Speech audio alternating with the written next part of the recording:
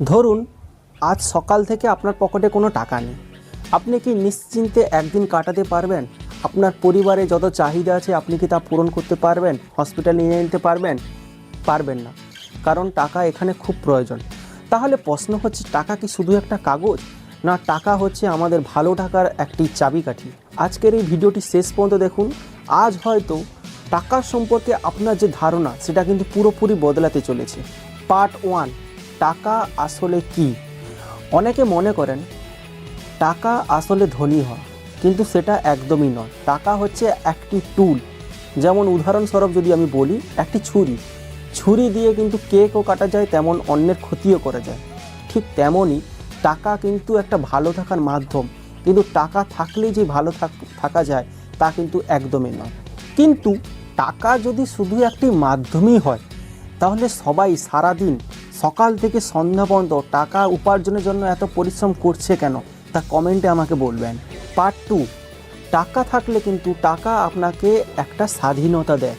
আজকে ভাবুন, আপনার পরিবারে কেউ একজন অসুস্থ, তো আপনাকে তাকে হসপিটালাইজড করতে হবে, কিন্তু আপনার কাছে সেই ক্ষেত্রে টাকা নেই। তাহলে আপনি কিন্তু তাকে হসপিটালে ভর্তি করতে পারবেন না। তাহলে কি দাঁড়ালো? টাকা কিন্তু সুখ কিনতে পারে না, কিন্তু টাকা আমাদের জীবনে দুঃখ অনেকটা কমাতে পারে। পার্ট 3, টাকা কিন্তু আপনাকে সময় কিনে দেয়। যদি আমার উদাহরণ আমি দেই, আমি একজন কর্পোরেট এমপ্লয়। তো আমার যে মালিক আছে, সে কিন্তু যদি নিজে থেকে কাজ করে, সে কিন্তু কাজ করবে 24 ঘন্টা।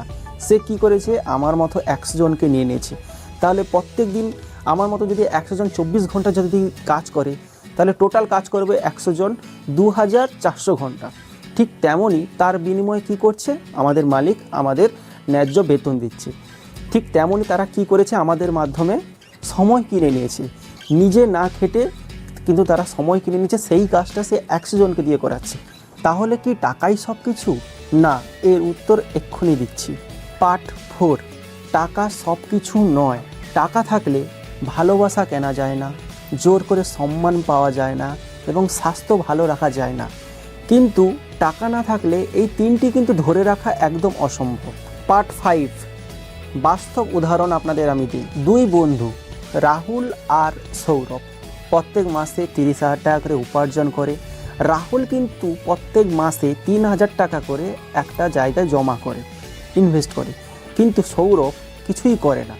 15 থেকে 20 বছর পর দেখা গেল রাহুলের কাছে এমন একটা মোটা অঙ্কের টাকা হয়েছে, যা দিয়ে কিন্তু সে তার নিজের সিদ্ধান্ত নিতে পারবে।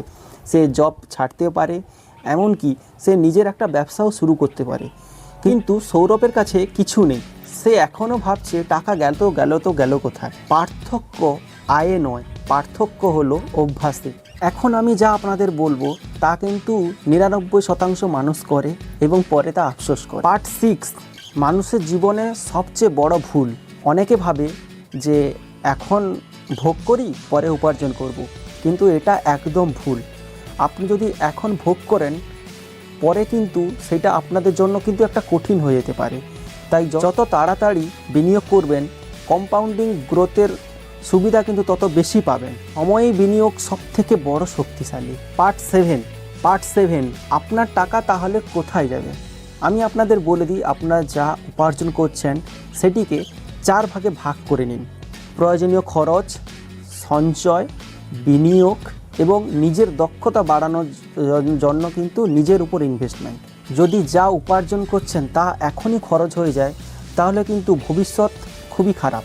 একদম শেষের বার্তা, মনে রাখবেন, টাকা আমাদের জীবনের সবচেয়ে গুরুত্বপূর্ণ জিনিস নয়, কিন্তু টাকা না থাকলে কিন্তু আমাদের জীবন থেকে অনেক গুরুত্বপূর্ণ জিনিস হারিয়ে যেতে পারে। তাই টাকার পিছনে নয়, টাকাকে কীভাবে পরিচালনা করতে হবে সেই দক্ষতায় নিজেকে দক্ষিত করুন।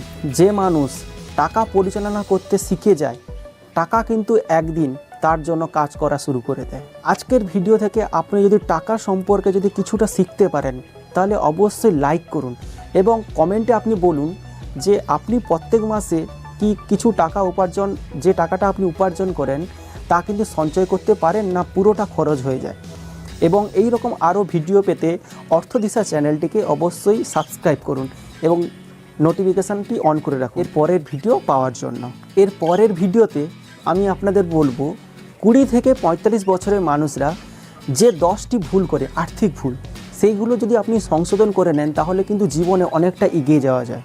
তো এই ভিডিওটা দেখতে অবশ্যই চ্যানেলটিকে সাবস্ক্রাইব করে রাখুন।